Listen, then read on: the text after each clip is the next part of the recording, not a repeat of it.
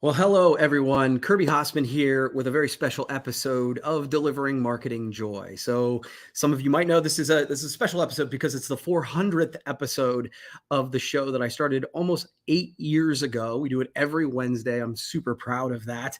And we wanted to do something special. Something that was a little bit different than what we've done in the past. Every week, I interview thought leaders that are marketers, that are entrepreneurs, that are authors from all over the world, believe it or not. I've been super blessed to have some amazing guests. And we're going to hear from a few of them today. We wanted to do something special. So this is a live version, an Ask Kirby edition of Delivering Marketing Joy.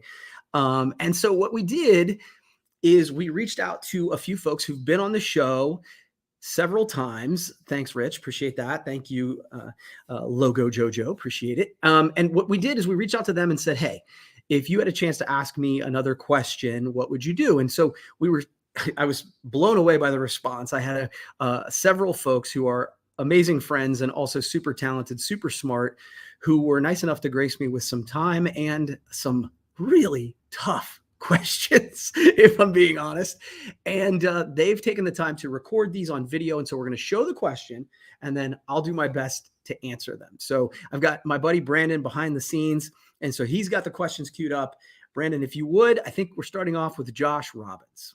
Kirby, congrats, man. 400 episodes is insane. 400 episodes, one a week. That's nuts. Congratulations, dude. That's awesome.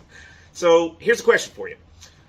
I know you've probably learned a whole lot from all of the different guests that you've had on over the years, but what's the biggest lesson that you've learned yourself just by doing this? So by doing 400 of these, what's the biggest takeaway? Like, what have you learned through this process? Let's take consistency out of it because we know you're the most consistent content maker there is.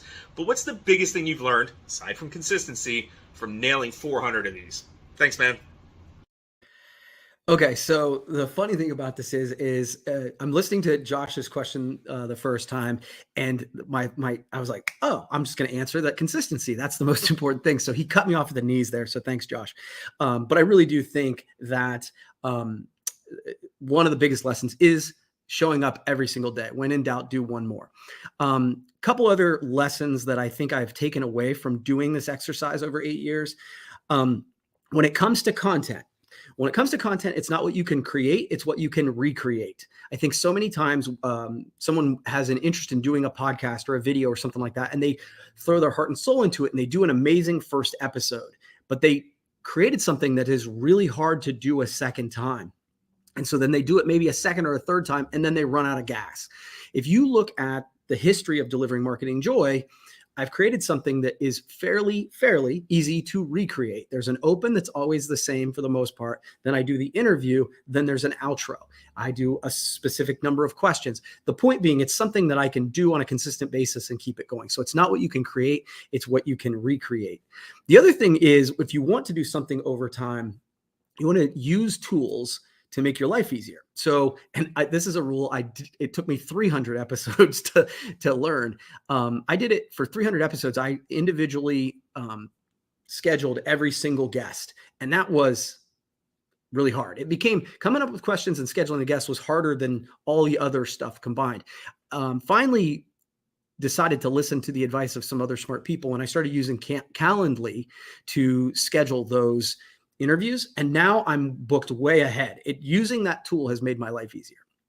So those are the answers I had kind of queued up for you, Josh. But as I was listening to the question again just now, I think the other big lesson I've learned is really from Seth Godin, where he talks about the difference between brand marketing and direct marketing. Okay. And I've talked about this some on here, but I think when I first started this show, Thank you, Joel. I appreciate that. When I first started this show, people would ask me, what do you hope to gain from it? And I'll be honest with you, I don't know that I understood exactly what I hoped would happen.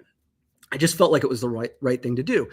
And then people would say, well, but you're doing this. How are you selling more t-shirts? And how are you getting an ROI on this? And I never knew the answer to that. And I think Seth Godin talks about this, where there's brand marketing, which is your Super Bowl ad, right? That's nobody's leaving the Super Bowl when they see a Coca-Cola commercial to run out and buy more Coca-Cola.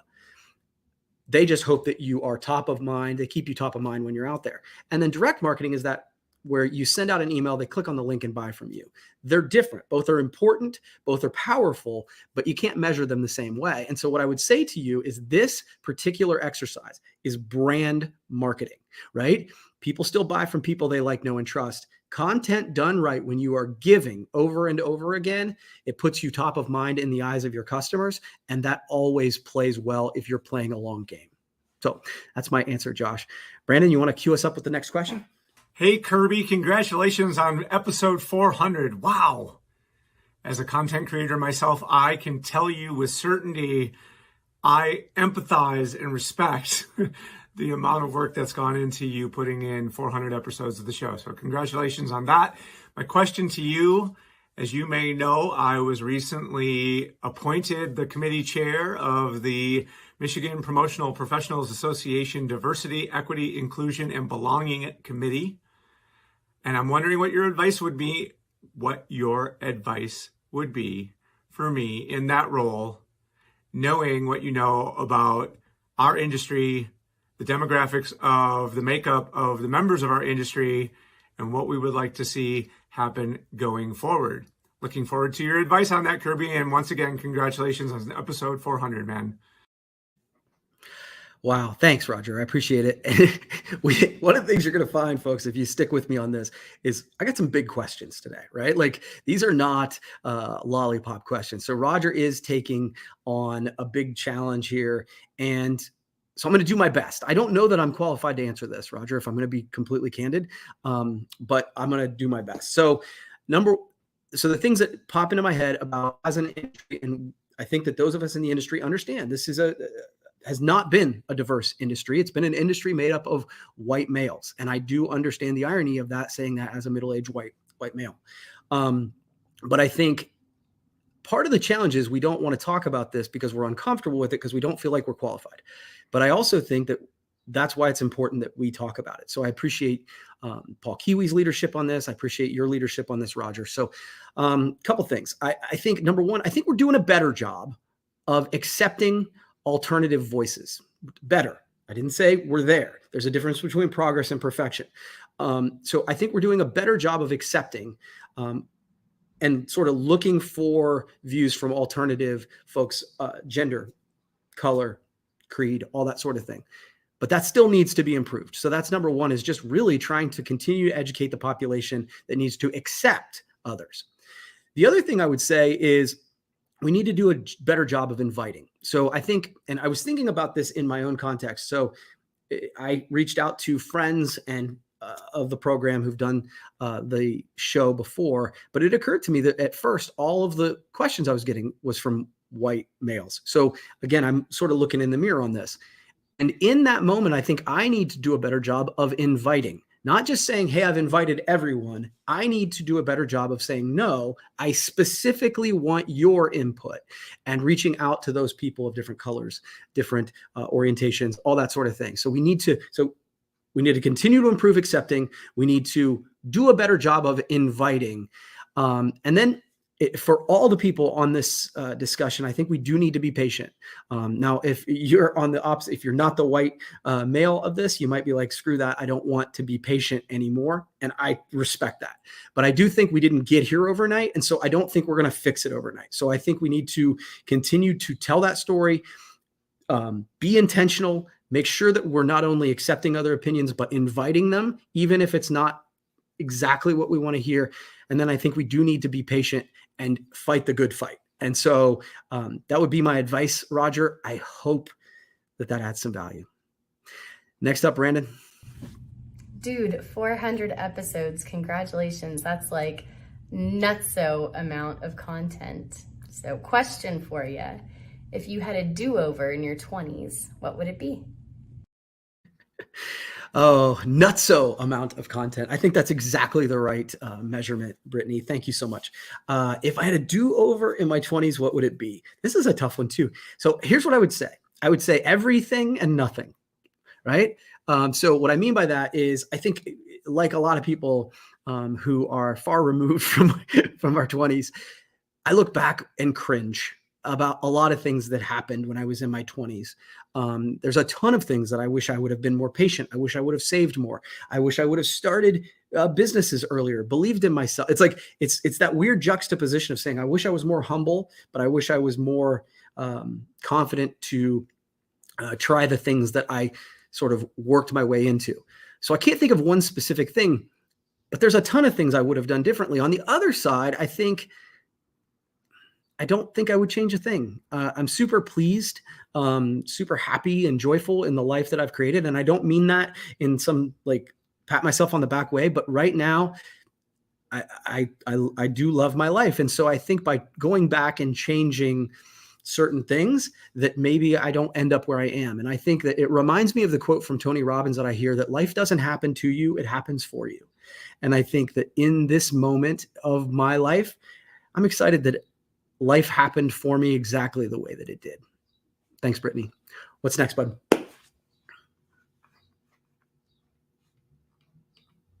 Kirby, Dale Denham from PPAI. Congratulations on your 400th episode. I have a question for you, and my question is this. You've done now 400 episodes. You create all sorts of content. You've written a book. You've done quite a few things. I know it's personally fulfilling and helps you grow, but how do you measure the success for the effort that you put into it? And how do you manage to decide how much more effort you put into one thing versus another? Congrats again. Dale, great question. Thank you so much. And great job. I love what you're doing there at PPAI. So thank you for all the hard work. How do I measure the success? You know what? It's a moving target. And I think that one of the things that I've probably done well is I haven't gotten too tied up in the metrics of the individual exercise of creating content, because I think that doing that can drive you a little mad, right? You'll do a Delivering Marketing Joy or a blog or a podcast that you think that's going to totally change the industry and nobody seems to care.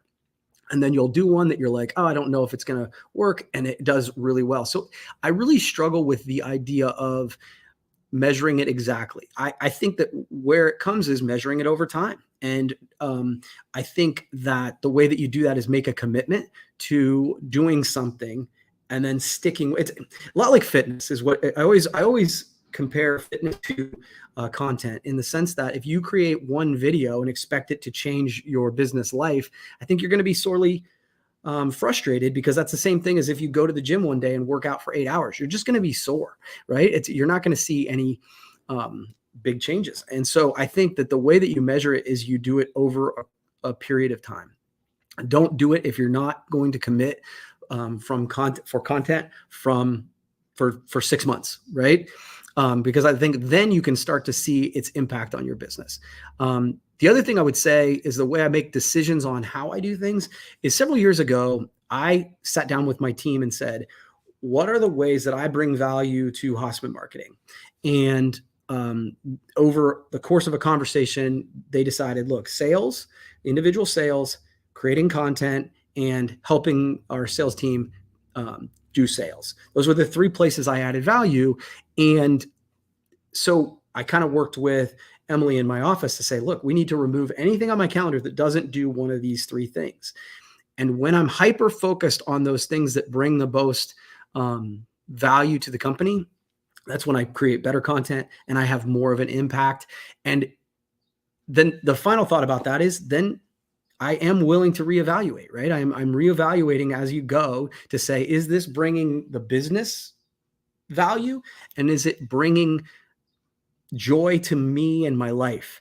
And if the answer is no to both of those questions, then I think it might be time to move on. The good news is, I've really enjoyed doing Delivering Marketing Joy, and it's helped me grow. Sort of Josh mentioned that earlier. I get the chance to interview some of the smartest people in the world when it comes to entrepreneurship and marketing and that sort of thing. And it's become a weekly education for me. And so,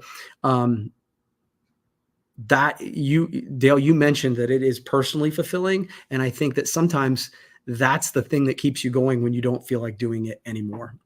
So I hope that answers your question, Dale. All right. What do we have next, Brandon? Kirby, 400 episodes. What a hell of an accomplishment, and a testament to not only the knowledge you provide everybody in the promotional products industry on a weekly basis, but your commitment and consistency in doing so. So from the bottom of my heart, congratulations.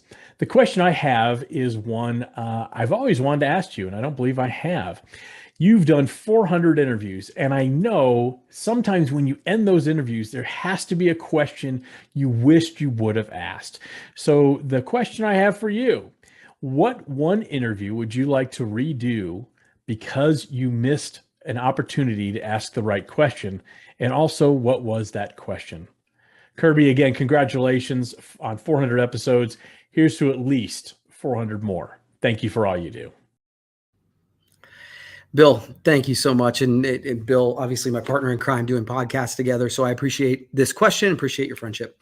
So I'm going to redirect a little bit because I can't think of a specific question that I haven't asked. But what I would say, and part of the reason, and not because I'm such a great interviewer, but because we've kept such a tight format, which is sort of what I've talked about with Josh, is like creating something you recreate.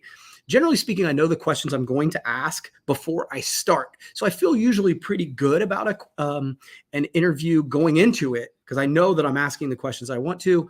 And it's not like 60 Minutes where somebody hops up and leaves in the middle of an interview, and I wish they'd asked. Usually people have been gracious enough to answer all my questions.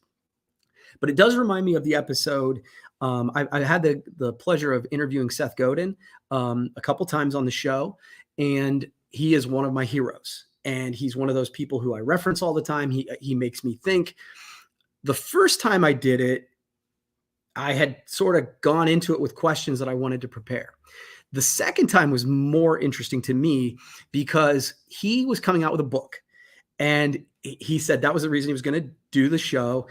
And generally everybody, I give questions in advance. I said, hey, here are the 3 or 4 questions I want to ask you. Well, Seth didn't want those questions. And he said, I've got a book coming out, but he didn't tell me what it was titled, and he didn't tell me what it was about.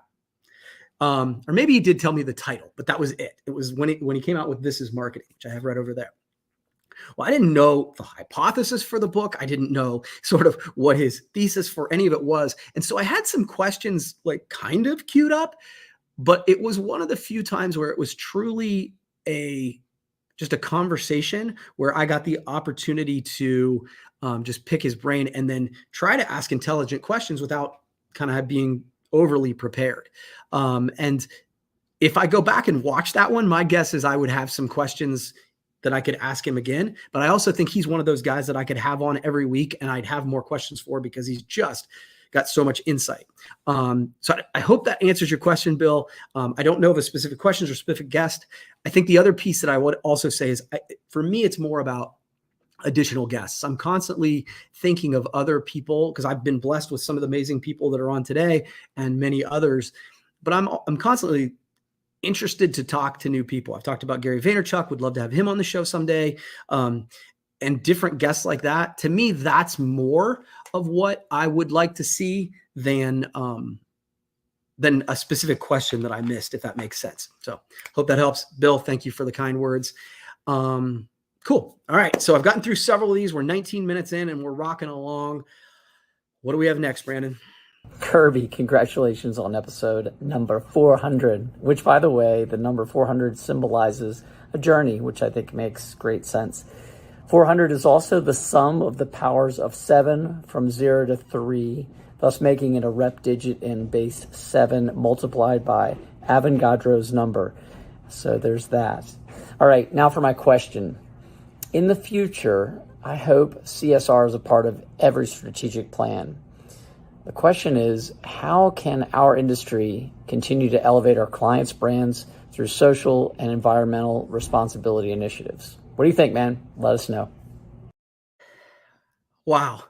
It's like I said, I was talking to Brandon offline, talked to my wife, and I was like, man, you guys did not spare me by giving me easy questions, but really, really good ones and really, really important ones. Thanks, Michelle. Appreciate that.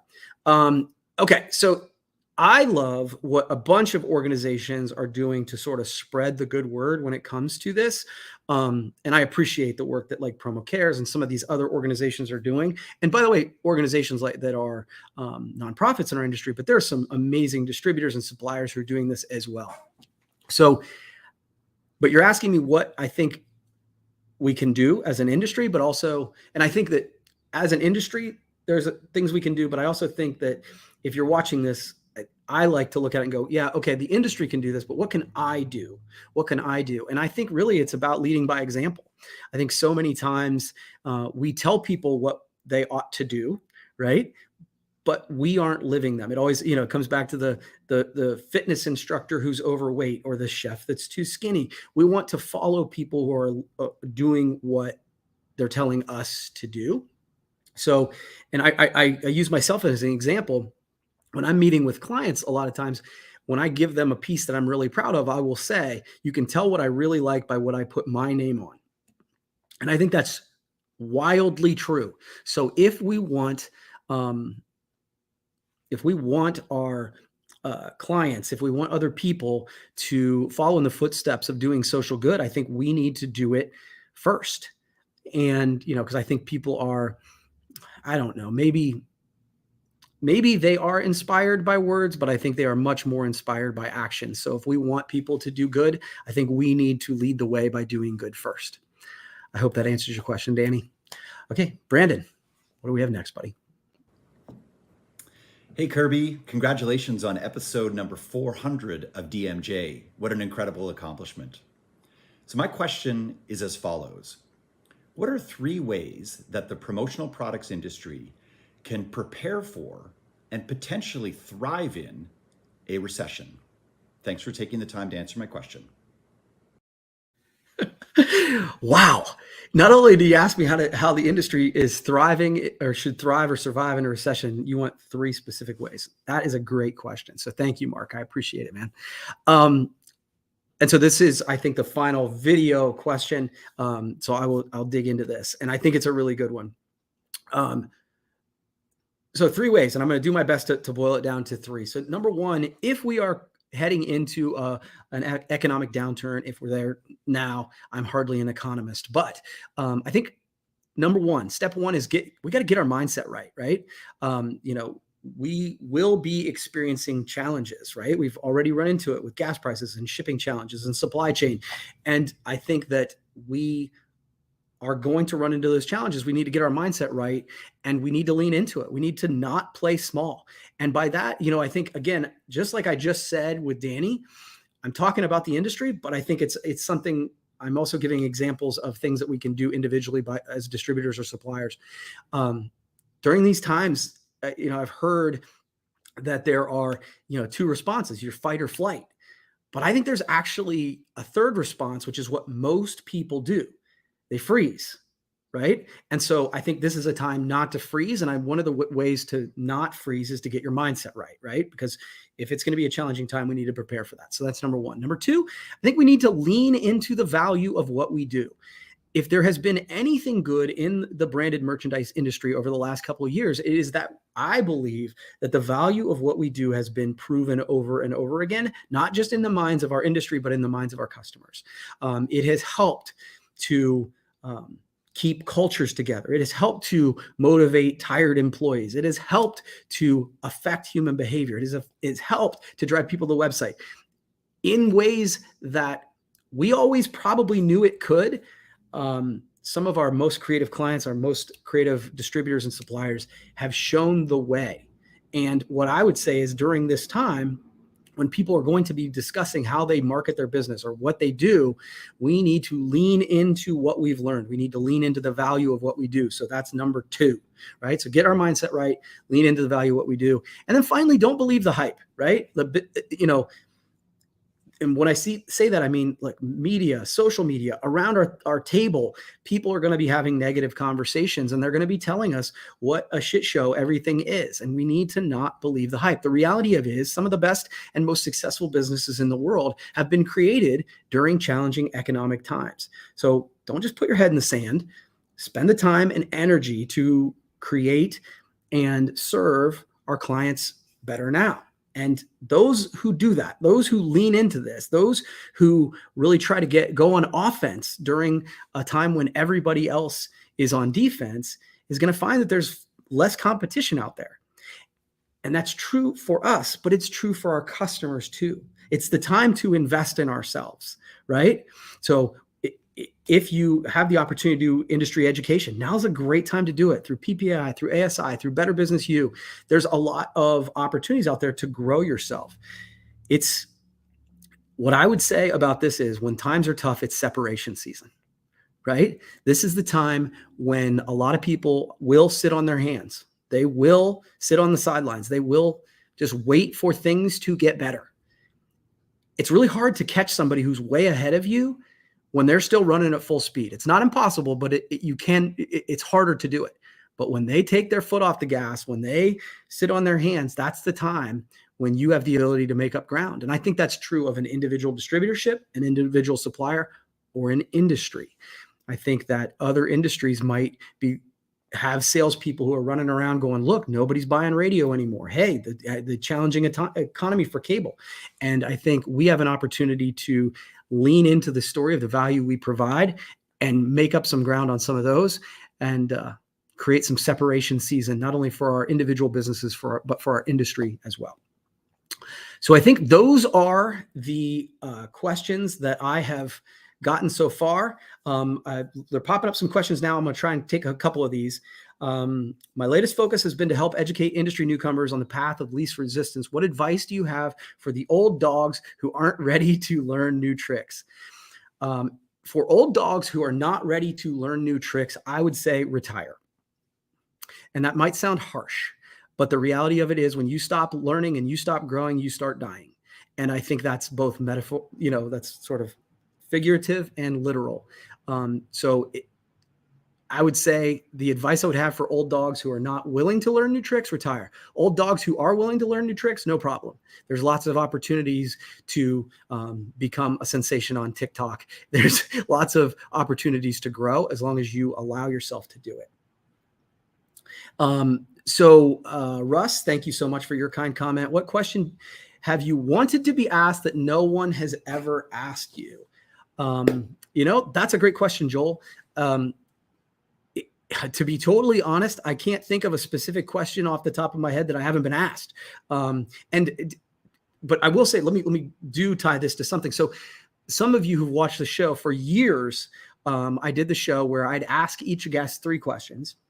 And I'd ask them to ask me one question because I wanted it to be more of a conversation. And I think that worked for quite some time. But then I actually did get to a point where I felt like everybody was sort of asking me the same question.